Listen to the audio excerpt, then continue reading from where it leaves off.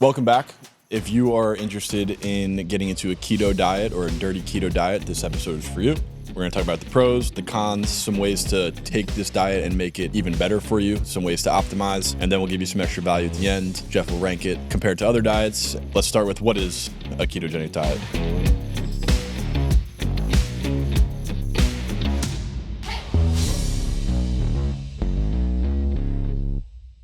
The world has known the Atkins diet or a ketogenic diet, as a diet that has mostly high fat, 70, 75, 80% fat, which I don't agree with. Because there's multiple ways you could do a keto diet. Yeah. Roughly 20 to 30% of protein and then very little to no carbohydrates. So that's kind of what ketosis came to. But more importantly, what is a ketogenic diet? Because I get this question all the time. It's a diet that doesn't have carbohydrates. Well, why does it work, or what happens in the body? So by not eating carbohydrates, our blood sugars will drop, our glycogen gets used up in the muscle, our glycogen gets used up in the liver. And once we hit a critical low, unless you're like a type 1 diabetic that doesn't produce any insulin, right? You hit this critical low, and our bodies are amazing. It could adjust what we do to it. So our body will switch over, our brain switches over. We start using ketones. Well, how does our body get ketones? Our body can take our fat, burn our fat. When that fat oxidizes, it's able to produce ketones. And now our body takes those ketones and they use them as a secondary energy source. As long as you're not putting carbohydrates back in, which is preferential, that's what our bodies want to use for energy, your body will get efficient at burning fat and start using that fat to produce ketones. And then those ketones are what's going to provide you energy. Now, why a lot of people want more high fat is because our brains think off fat. Yeah. They feel better on higher fat. You're still going to feel satiated. But also, if you're somebody maybe not cardiovascularly in a good spot, I argue that you should probably maybe go, 60%, 70% protein, moderate fat, and low carbs. So, yeah. But it's just an easier way to reduce a macronutrient and force your body to use a secondary energy source, which would end up being fat to make those ketones. Yeah.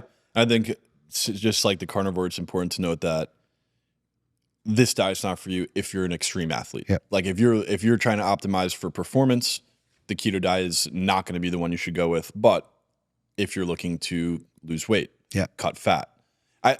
Another thing too is, and let me know what you think about this, because I don't know necessarily how true it is, but I feel like the biggest issue with the keto diet is if you're not in it for the long term, it's kind of pointless because you can get down to your body using the ketones, but the second you come off the ketogenic diet, for most people, just the way people are, you go fully back the other direction and you just wasted 2 months of your life because you cut all this fat.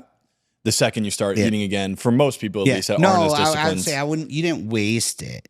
But if you set yourself off to be worse off, that's where it's bad. Right. So it's like you just spent 2 months on a keto diet, you cut all this fat, and you're like, oh, I'm in shape now. Yeah. And now I can eat normally again. Yeah. And then all of a sudden in 2 weeks, because I think it's a mental thing because you see it add on so much faster because of the bloating, where it's like you just cut all this fat, you cut all this weight, you look great in the mirror, I can eat normal again. You're like, oh, you start eating pasta and you start eating all these carbs. And then within days, because of the bloating, it's like, what just happened? And then you just give up. Well, I think a lot of people, before you start any plan you decide to do, you need to think about what does the transition out of that look like. And I think most people don't care. They just like, I want to lose weight, I want to lose fat. And so, I've always forever being in the nutrition space is like, there's 10 million ways to skin a cat, but we also got to prepare for the after. And to be honest with you, the after, you have to be a little bit more meticulous. It gets easier, but it's not like I'm done. You got to be able to transition out of that. And with certain low carb plans or ketogenic plans or carnivore, if you don't strategically slowly reintroduce carbohydrates, it causes uncontrolled blood sugar, which makes you crave more carbohydrates. You put on more weight a lot quicker. And then all of a sudden they just kind of like get defeated and they see the weight come on. And then just like, and it's like in that position, it's hard for somebody to get out of that. And now they just wasted 2 months of progress within a week or 2 or 3 weeks. And then it's just like, they're like, well, that didn't work. And so I guess you could take that to any diet. Just like, it's just psychology of nutrition, right? Where it's like, I think a lot of people look at a diet and aimed for a specific goal. Like I want to lose 10 pounds. So I'm going to do this diet. And then you lose the 10 pounds and then it's like, Yeah. I'm done. I'm back to normal. Whereas you should be looking at how do you want to eat for the rest of your life? Yeah. Right. Optimize forever. So make it something that you can sustainably do for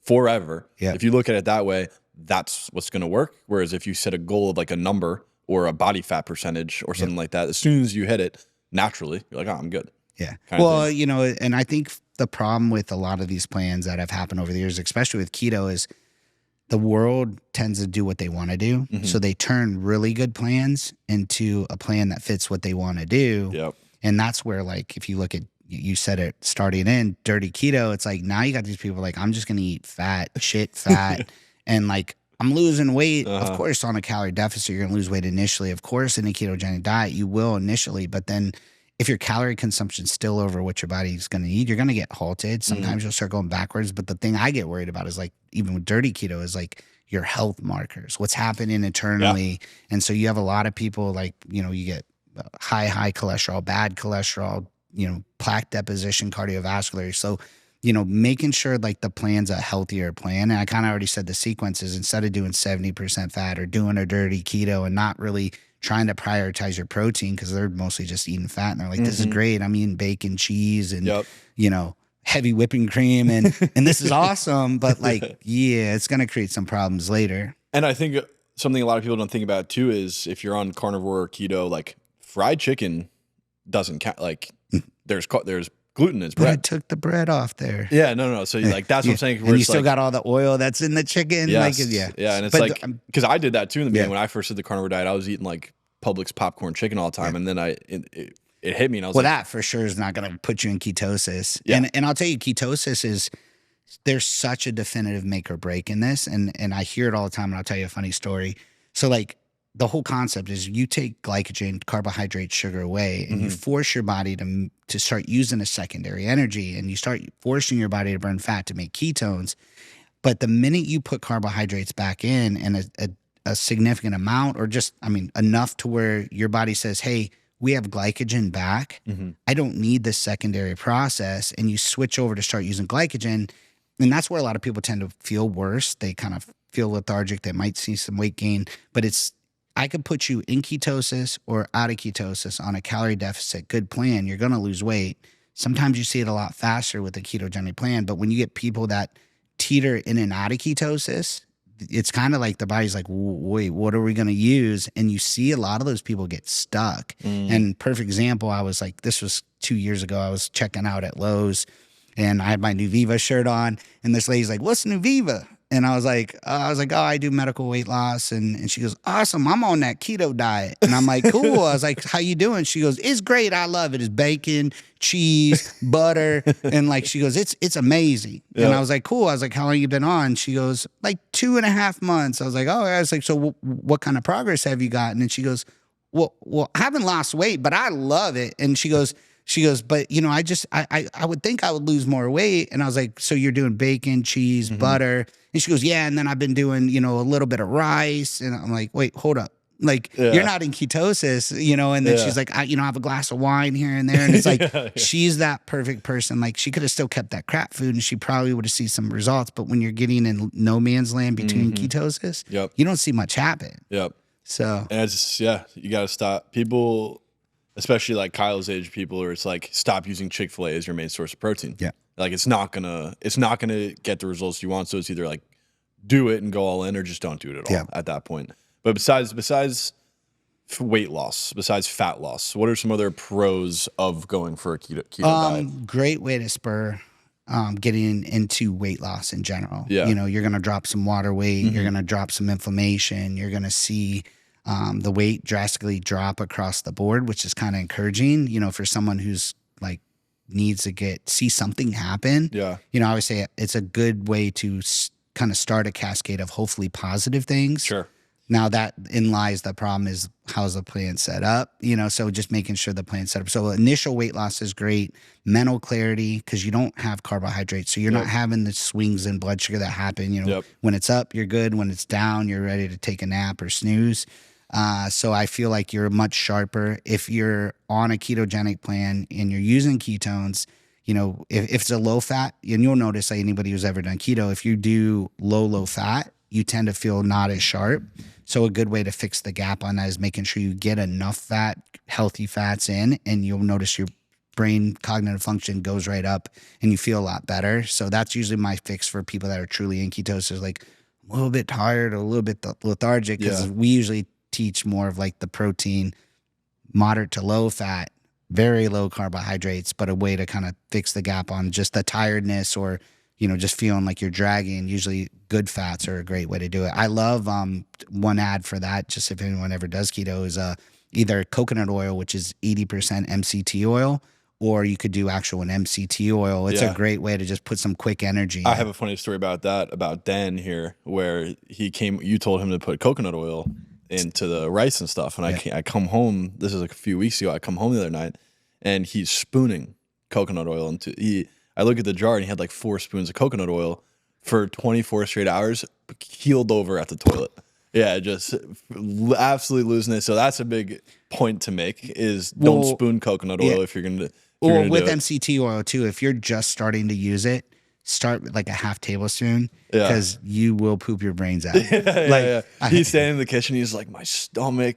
He ate half a jar of coconut oil. He thought, he was like, it's good calories. I'm like, no, dude. You know, and I'll tell you, if you're going to do coconut oil on rice, buy the actual refined oil, not the actual butter one. Actually, funny story. I was, I was running more carnivore a couple years back, and I was still triathlon training, and I ended up waking up a little because I was running in the morning, and I normally like to get up, get a little bit of coffee, get the restroom done, and then go run. I was running late, so I was like, I just threw my shoes on and got out. But the thing I was doing, because I was in ketosis, so I could perform, was I added MCT oil, and I put it in and not thinking, and I got down the road, like I got a mile and a half in, and my stomach was like, and I'm like, oh my God. So I had to rush, and I didn't make it home. Now nothing bad happened, but I had to pit stop and, drop off the side of the road into the bushes. That's so funny. So definitely, if you're trying to add coconut or MCT oil, just start slow. Yeah. Make sure you have a little bit of gap, because you will probably go to the bathroom. If you're a constipated person, it might help you out. Yeah, it will. Definitely. I'd say another big pro, and contrary to popular belief, is that you'll be less hungry on these sides, because I think a lot of people, because you eat a lot less, your meals are smaller. You don't eat as much meals throughout the day. You're not snacking, because 99% of snacks are going to break the keto diet. So, but what happens is, I know the meat is more satiating, obviously, but I think people don't understand that. Put it, for example, this way: I can eat pasta for 2 hours. I can sit there and eat pasta all day, and I'll be bloated, but the carbs don't do that for you can stay. That's why if I had an 8-ounce steak and broccoli, I'm full for hours. Yep.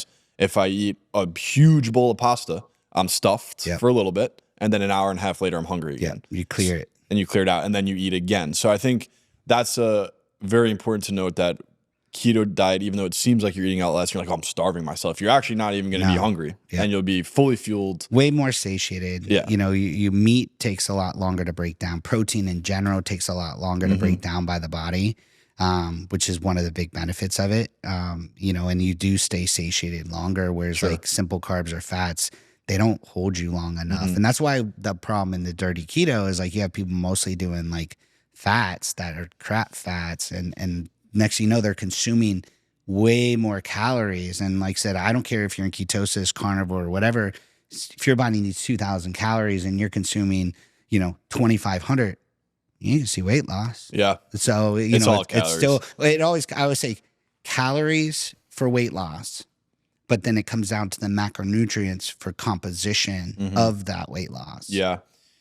Would something like a WP, like a whey protein isolate, is that going to break a keto diet? No, I mean, that's usually falls within, that's good, because it's not really restrictive on whether it has to be carnivore, where it's only animal based. Right. I forgot to mention on the carnivore episode, you can actually make a beef protein. True Nutrition's a great website. Whether you're vegan, vegetarian, you could actually build your own protein per the types of protein you want in there. Interesting. Because I know, and I'd be curious for your thoughts on this, but doing a whey protein isolate shake, you're not only getting, it's the same thing from a protein viewpoint as eating a whole food. Yeah. You get the same protein, but actually you only are pulling the good stuff out of it. So it's not necessarily better for you, but it's the same effect as eating a steak, as doing Yeah, whey you're going to protein. support lean muscle tissue. Yeah. You're not causing an insulin response. As long as it's a better quality protein, I always say like a whey isolate. Sure. Or honestly, you could even do like an egg white protein. With the good thing with keto is you could add, like if you're trying to go more plant-based, you could do a vegan or vegetarian protein and still it's not going to be as good and not the same amino acid profile. Not the same protein. But just in general, I think a lot of people that do carnivore keto, they tend to run. I do more carnivore-ish. I call it carnivore keto. When you're eating protein and actual solid like beef and whatnot, it's hard for me to want to eat the next meal, but I still want to get my protein content in. So that's typically where the supplements or the shakes come into play. And taking that and going into the cons of it is like there are a lot of nutrient gaps in a keto diet. Like you can't just go keto without filling those gaps if you want to be healthy. Whether it be like what are the main nutrient one of the gaps? main ones with ketosis is going to be good thing about ketosis, you have vegetables, so you can get some of the phytonutrients that way. But a big one is you're not having fruits, and so some of the vitamins, vitamin C, things that you get antioxidants from, it does lack. So, we always say is like, I usually blanket it, even if you're trying to be on a diet, you're going to have less nutrients across the board. So there are going to be deficiencies. So always, if you're on like a weight loss plan, add a good quality supplement just to fill the gaps of where that plan's not. So say I'm going on a keto diet today, I start today. What are some of the vitamins and nutrients I should buy, like magnesium, potassium, fiber? Like what should I be supplementing? Yeah, I mean, if you're eating vegetables, you'll get a good amount of fiber, but I still recommend adding some fiber. You could add a good like a vitamin C, or make sure multivitamin has it. Just try to get a better antioxidant profile. Yeah. So you could do, you could even get into like whatchamacallit, like why am I drawing a blank? Like resveratrol and some of those other antioxidants, N-acetylcysteine, which helps your body make more. The other thing I was going to say, a lot of times people on a ketogenic diet or even like carnivore is you're not eating carbs. So your body actually freely passes fluid a lot quicker, and that's why you see a good chunk of weight loss on the front end. But when you're not holding that water in the system and you're flushing really, really quick, you tend to, it's good. You're going to get more water consumption, which is great, but you're not really hydrating. So you flush a lot of like, your potassium, your sodium, electrolytes get flushed out. And some people tend to get muscle cramps. So making sure you're adding electrolytes to your beverages so you actually hold on to some of that and hydrate. Yeah, I've been big on LMNT. Lately. That one's a little, it's a good formulated one. It's a little salty for me. It is super salty. There's a ton of them out there. I do like personally just a mild like Noon Tabs, Nuun. Yep. I like them just because you could take them, drop them in a water and go about your day. They're not highly, like there's not a bunch of crap. They're not super sweet. They're not super salty. They're just enough to like fill the gap. So to wrap up the keto diet, let's take the keto diet for what it is, and what would we do to optimize it outside of the base keto? Try to, once again, go back, instead of making it traditional keto, make sure that you have it's mostly protein, so moderate protein. So not dirty keto. Yeah, not dirty keto. Try to get a good amount. I would say, moderate protein, moderate to low fats, and then non-existent carbohydrates. The big one is really policing what you're consuming, because like even if you were to have like a little bit of sugar or a piece of fruit and you're like, oh, it's not that bad, snap right out of it. You can snap out, and it's not going to be long, but it's also, though, if you're doing it frequently, you kind of like see the results go down. Yep. Plus you feel like crap when you snap out for a second. It's like the worst part of keto is either getting in or when you come out like that. But when you get stuck in between, you just stay in the shit. Yeah. So foods you should focus on would be like lean proteins, steak, chicken, avocados, eggs, fish, salmon. Yeah. Add a good amount of vegetables. Obviously you're not going to have, even keto over the years has modified to adding some fruits. Sometimes once you get keto adapted, you could start sprinkling a little bit of fruit into the diet, which I think is great. You just got to make sure you're truly in ketosis. If you're trying to lose weight, if you're not trying to lose weight and you just like the style of plan, like you can add a little bit of fruit slowly. I would say if you're going to do it earlier in the day. But the big thing is making sure that you're not someone who's like trying to hit a PR or time out on something. Right. it's just you're running with more than a half empty tank. Yeah. And so lower intense stuff, no problem. Higher intense stuff, you're going to really see it in your performance. Yeah. So like I would say if you're an athlete trying to lose weight, you can do a keto diet as long as you're supplementing with carbs prior to your workout. So, and not necessarily carbs, but you can, like you mentioned last time, it's MCT oil, carbolin, highly branched chain amino acids, right? Or highly branched chain what is that? Well, so that would pull you out of ketosis. If you're someone not trying to lose weight, but so we're talking about, this is me. Like I try to eat relatively low carb, more ketogenic, but someone who's not really concerned about fat loss and you're still trying to perform, because there's other benefits to keeping your blood sugar stable and longevity benefits. So I add like a highly branched chain cyclic dextrin, HBCD, or carbolin during my workout with electrolytes. And usually I'm just putting some gas in the tank as I'm training, so my performance is decent. Sure. Yeah, I think how I've been trying to do it lately is trying to take the best of each diet. Yep. Right? Like you don't have to. There's this thing where people are like, if I'm going to lose weight, I have to do a keto or a vegan because this is the only way to do it, because this is time proven. Everybody does a keto diet, but it's really not. Yeah. Like it's like you can take the best of everything, kind of mix it together and figure out what works best for you specifically. Well, and I think that's where a lot of people get confused, right? They think I'm going to diet and I have to do this diet or that diet and stick to the rigidness of it. And it's fine to at least get into the groove, but I always say, like, just all you got to think about if you're trying to lose weight, this is my world, is you got to know where your maintenance calories are. What is your RMR? What does your body need? Make sure you get into a deficit, whether you deficit a little bit from food and obviously account for your activity, and then say, okay, wow, for me, sometimes if I skip a workout in the morning because I'm busy, I might fast till lunch, right? There's others days where I'll get up and I might have carbohydrates at least around my workout time, and then I might go more ketogenic or carnivore the rest of the day. So it's like I'm very I kind of almost let it fit the activity that I'm doing in my day. So there's no right or wrong. But at the end of the day, if you're watching weight loss, get in a calorie deficit, and then also make sure you're having the types of food that are going to fuel your goal. If you're strength training or performance or trying to do a triathlon, you definitely need to adjust it. You can't, you won't be able to live on carnivore or keto without. Too much work for people, man. Yeah. But I think, anything else you'd want to add about the keto diet, for any notes? I would say with any diet, more so the keto diet, is if you're going to go rigid, you're going to go hard, most people should look to refeed their metabolism within probably a 3 to 4 week period. It could be a cheat meal. I don't like saying cheat meal, but I'm big into just having a day where you might get glycogen back in, carbohydrates back in. Yes, you will come out of ketosis, but it's a good way to break a dietary plateau. Sometimes, but keto is a great way to break a dietary plateau in general too. So if you have someone that's been on just a conventional diet and you're kind of getting stuck after 2 or 3 weeks because the body's adapting, going super hard keto or maybe doing a day of intermittent fast can spur you past that plateau. But dieting 101 in general, if you're on a plan and you've been rigid in a calorie deficit for 3 to 4 weeks, having a diet break, a diet day where you actually put carbs back in, you just have a break and prepare for it, and then make sure you get right back on track, you could break through a plateau by refeeding your system. So if you have questions about the keto diet, drop them down below. Comments, questions, concerns, check back in next week. Every week we're going to do a different diet until we run through them all. So see you next week. Keto Guido. Keto.